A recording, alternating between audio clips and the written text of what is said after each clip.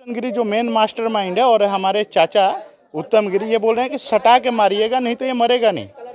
और उसने रिवॉल्वर सटा के मेरे भाई को मौत के घाट उठाया। गांव में सबसे पहला लड़की भगाने वाला शख्स है अंजलि का दादा। खुद का दादा। अंजलि का बड़े पापा का दो शादी है। सबसे छोटी बुआ जो ऑलरेडी 6 महीने दूसरे के घर रख के फिर उसकी शादी हुई है, उसका एबॉर्शन करके फिर शादी किया गया। कहना नहीं चाहिए लेकिन ये फैमिली फुल करप्ट है। जब नाबालिग लड़की को भगा के शादी किया, मेरा भाई जो है नाबालिग लड़की से भगा कर शादी किया तो उसको वो लोग बहू बना के रखे। वही अगर उसकी बेटी कर ली है तो उसका सुहाग गुजार दो, उसका घर मत बसने दो। तो आपके भाई जो थे नाबालिग लड़की को भगा कर शादी कर उसको एक्सेप्ट कर लिया गया, उनको एक्सेप्ट करके दुल्हन बना के बहू बना के रखा गया। एक्सेप्ट नहीं किया गया।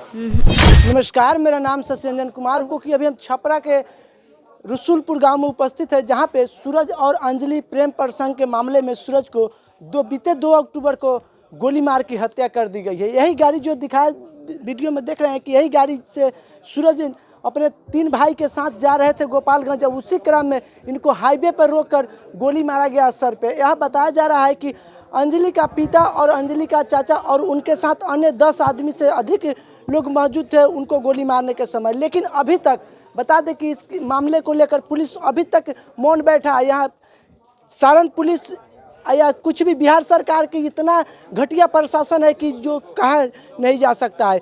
बता दें कि यह घटना का 10 दिन हो चुका है लेकिन अभी तक किसी भी अपराधी को अरेस्ट नहीं किया गया है। जबकि यहाँ उनका भाई बता रहे हैं, चिल्ला कर बोल रहे हैं कि हत्यारा जो है उसका नाम भी बता रहे हैं, लेकिन अभी तक उनको अरेस्ट नहीं किया गया है। बात आपको दिखाएंगे। ये जो सूरज गिरी के जो साथ हादसा हुआ उस समय आप वहाँ पे मतलब मौजूद थे? जी, हम तीनों भाई साथ में मौजूद थे और एक गांव का लड़का सोनू भी था, वो भी साथ ही में था। घटना का जिक्र हमने पहले भी किया है कि घटना दूर नहीं हुई है, यहीं मेरे गांव के पास ही अंजाम दी गई है। गांव के नज़दीक टोल टैक्स पड़ता है। अगर किसी भी व्यक्ति को छपरा से सिवान या सिवान से छपरा जाना हो तो उस टोल टैक्स से होके ही गुजरना पड़ता है, जो मेन हाईवे पे है। और जो अपराधी का घर है मेन हाईवे पे बाबा हार्डवेयर के नाम से दुकान है, जिसको गांव के लोग या आसपास के लोग अपराध वेयर भी कहते हैं, क्योंकि वहाँ पे अनेकों प्रकार की आपराधिक गतिविधि पहले भी नोट की जा चुकी है। हम थाना प्रभारी को हमने भी पहले भी सूचना दिया है कि इस तरह की गतिविधि होती है, लेकिन बगैर जांच पड़ताल को उसको संरक्षण दिया गया है। और ये घटना जो है मतलब जिसकी रंजिश थी, प्रेम प्रसंग का मेन मामला था। और 1 साल पहले ये लड़का और लड़की दोनों घर से बाहर जाके अपना कोर्ट मैरिज और आर्य समाज मंदिर में शादी कर लिए थे। उसके बाद से लगातार हमारे घर पे हमले होने लगे, जिसके वजह से सारा परिवार हमारा घर छोड़ के अज्ञातवास को रहने को मजबूर हो गया। 6 महीने पहले सूरज आया, अपना जो भी गलती थी उसका माफ़ी मांगा, घर वालों ने अपना लिया, अडॉप्ट कर लिया। अंजलि के पेट में बच्चा था 2-3 महीने का, 2 या 1 महीने का बच्चा होगा। अभी तो अंजलि 7+ महीने की प्रेग्नेंट है, 1.5 महीने में शायद बच्चा भी आने वाला है। जैसे कि हम रसूलपुर गए थे, रसूलपुर से वापस हुए अपने जहाँ भी अज्ञातवास है हमारा सिवान की तरफ जाने को लिए निकले। 4:45 का वक्त था। टोल टैक्स पार करे, टोल टैक्स पार करते 100 या 150 मीटर के दूरी पर दाहिने तरफ जो अपराधी है उसका घर है। वहाँ पे पहले से 15 से 18 व्यक्ति घात लगाए बैठे हुए थे अपने पूरा हर हथियार के साथ। जैसे हम उनके घर पे के सामने से गुजरे, वहीं पे पहले तो कुछ फेंक के हमारी ध्यान बटाने की कोशिश की गई और थोड़ा हम इधर उधर देख के जैसे गाड़ी 5-10 मीटर ही बढ़ाए थे, उस वक्त उन्होंने सामने से 2 बाइक पे 3 व्यक्ति लाठी डंडा और तलवार वलवार लेके हमला कर दिए ताबड़तोड़, जिससे गाड़ी डिसबैलेंस हुई और वहीं राइट साइड ही खाते में गिर गई। गाड़ी फंस गई, ना आगे हो सकती थी ना पीछे हो सकती थी।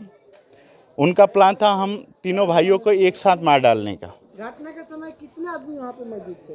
घटना के टाइम वहाँ पे 15 से 18 व्यक्ति घात लगाए मौजूद थे, जो कुछ झाड़ियों में थे, कुछ 2 बाइक पे सवार थे, जिसमें एक बाइक पुलिस को मिल भी गई है।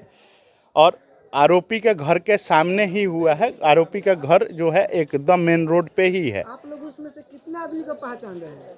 उसमें से हमने 10 को नामजद किया है, 5 को अज्ञात किया है, जबकि उससे 1-2 संख्या ज़्यादा ही हो सकती है। उसके बाद क्या हुआ जब मतलब उसके बाद गाड़ी हमारी फंस गई। हम दोनों भाई आगे से निकलने का प्रयास कर रहे थे, निकल नहीं पा रहे थे, लेकिन जो गाड़ी थी वो ऊपर नीचे की पोजीशन में थी, तो पिछला डोर खुल गया।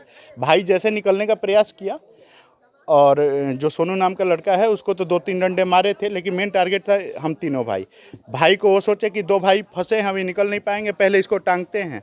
वो उसको उठा के वहाँ से मारते हुए लाठी डंडे रॉड हथियार से मारते हुए वहाँ मेन रोड पे ले गए। उसको इतना मारे कि वो बेहोश हो गया, अधमरा पड़ गया। उसके बाद जैसे हम दोनों भाई बाहर आए, सबसे पहले रविकांत गिरी निकला और बाहर आ रहा है, जब तक उस पर गोली चली, शशि भूषण गिरी ने उस पर गोली चला दी और वो वहीं गिर गया पास के झाड़ी में, जिससे उसका उंगली भी डैमेज हो गया, वहीं पड़ा रहा। वो सोचा कि मैं उठूंगा फिर गोली चलाएंगे, मैं मर जाऊंगा। उनको लगा कि शायद ये मर चुका है। जब मैं निकल रहा हूँ, जब तक देख रहा हूँ मैं कि सामने से ही धर्मवीर गिरी आ रहे हैं रिवॉल्वर लेके, और वो मतलब कि दूर से ही मारने का प्रयास कर रहे थे। तो शशि भूषण गिरी जो मेन मास्टरमाइंड है, और हमारे चाचा उत्तम गिरी, ये बोल रहे हैं कि सटा के मारिएगा, नहीं तो ये मरेगा नहीं। और उसने रिवॉल्वर सटा के मेरे भाई को मौत के घाट उतार डाला वहीं पे। मतलब आपके चाचा भी हाँ बिल्कुल, हमारे पापा के छोटे भाई बिल्कुल शामिल हैं इसमें। और शामिल ही नहीं, वो उन्होंने मरने के बाद भी उस पर मतलब कि वो वार किया है। मरने के बाद भी वो उनका लड़का उस पर वार करते रहे। उनके घर की लेडीज भी थी जो वार करते रही। ये नहीं कि लेडीज नहीं है, इनके घर के लेडीज भी उसमें शामिल है, जिसका पुख्ता प्रमाण है हमारे पास। हत्या हुआ कहीं ना कहीं बदले की भावना तो नहीं? हो सकता है, लेकिन इसमें बदला का भावना क्या है बताइए? आज के समाज में हम तो नहीं सुने हैं। और ये जो जिस घर की लड़की गई है, वो घर ऐसा भी क्लीन नहीं है। अंजलि बता रही है कि मेरे भाई नाबालिग लड़की से भगा। बिल्कुल इस तरह का पूरा अंजलि का खुद का दादा सबसे गांव में सबसे पहला लड़की भगाने वाला शख्स है। अंजलि का दादा खुद का दादा। अंजलि का बड़े पापा का 2 शादी है। क्या इसका मतलब है आज दूसरे को बेटी को भगा के हम ले, वो ठीक है? अंजलि की सबसे छोटी बुआ, जो ऑलरेडी 6 महीने दूसरे के घर रख के फिर उसकी शादी हुई है, उसका एबॉर्शन करके फिर शादी किया गया। कहना नहीं चाहिए, लेकिन ये फैमिली फुल करप्ट है। इसकी आप गांव वालों से पूछ सकते हैं। इसमें ऐसा कोई नहीं है जो इनके घर में भागा नहीं है, लेकिन ये सिर्फ टारगेट किए गए हम लोग। कहीं ना कहीं कि आप लोग पड़ोसी हैं। देखिए, बात को आप लोग जान रहे हैं। हाँ जान रहे हैं। और रही बात कि बहुत दिनों से हम उनके आंखों में खटक रहे थे।